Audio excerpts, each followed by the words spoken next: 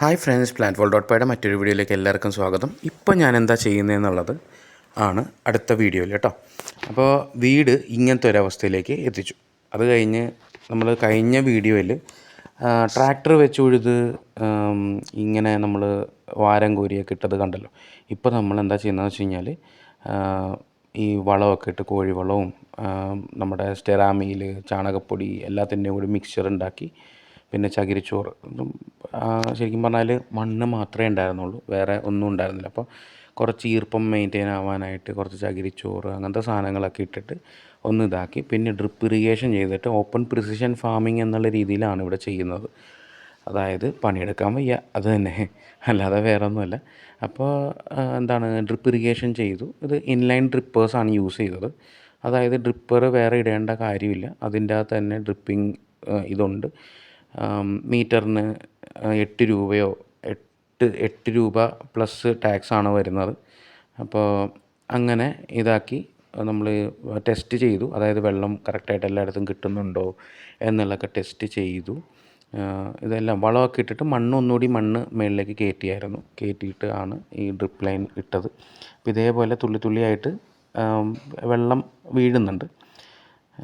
ഒരു പോർഷനിൽ മാത്രം വെള്ളം കറക്റ്റായിട്ട് അതായത് ഫുള്ള് തികയുന്ന രീതിയിലേക്ക് വെള്ളം വരുന്നില്ല എന്നുള്ളൊരു ഇതുണ്ട്. പക്ഷെ അപ്പോൾ അതുകൊണ്ട് ഈ ഒരു സെക്ഷനിൽ മാത്രം സെപ്പറേറ്റ് ഒരു മോട്ടർ പിടിപ്പിക്കണം. മോട്ടർ പിടിപ്പിക്കാതെ പറ്റില്ല.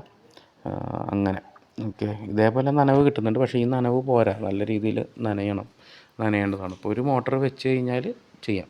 ഇതിന് ശേഷം നമ്മൾ ഇതേ ടൈപ്പ് വില കുറഞ്ഞ ഇതും ഈ പറഞ്ഞതുപോലെ മീറ്ററിന് 10 രൂപ വരുന്നുള്ളൂ. അപ്പോൾ വില കുറഞ്ഞ മൾച്ചിങ് ഷീറ്റുകൾ, അതായത് പ്ലാസ്റ്റിക് ഷീറ്റ്, അതിൻ്റെ ഒരു 3 റോള് മേടിച്ചായിരുന്നു. മൊത്തം ഒരു 4,000 രൂപയോളം വന്നായിരുന്നു എനിക്ക് 3 റോളിനും കൂടിയിട്ട്. 1.2 മീറ്റേഴ്സിൻ്റെ റോളാണ് മേടിച്ചത്, വിടുത്തുള്ള റോളാണ് മേടിച്ചത്.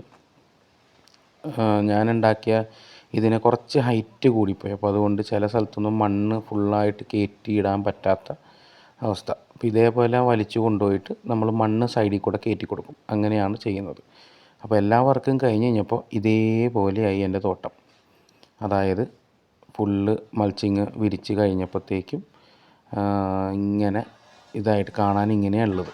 അതായത് ഇനിയിപ്പോൾ ഇതിൻ്റെ അകത്ത് ഹോൾസ് ഇട്ടിട്ട് ഞങ്ങൾ ഓൾറെഡി വഴുതനയൊക്കെ മുളപ്പിച്ച് വെച്ചിട്ടുണ്ടായിരുന്നു. വഴുതന, മുളക്, ഒരു വീട്ടിലത്തേക്ക് ആവശ്യമായിട്ടുള്ള എല്ലാ പച്ചക്കറിയും എന്നുള്ള രീതിയിലാണ് ഇത് ചെയ്തത്. അപ്പോൾ അങ്ങനെ ഞങ്ങൾ ഇതിൻ്റെ ഹാർവെസ്റ്റിങ്ങും എടുത്ത് തുടങ്ങി.